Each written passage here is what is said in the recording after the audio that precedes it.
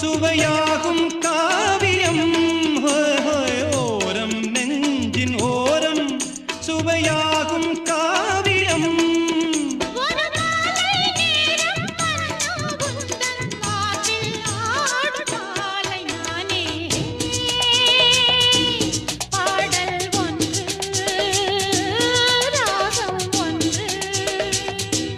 சேரும் போது அந்த கீதம் அதை மீண்டும் மீண்டும் கேட்க தோன்றும்.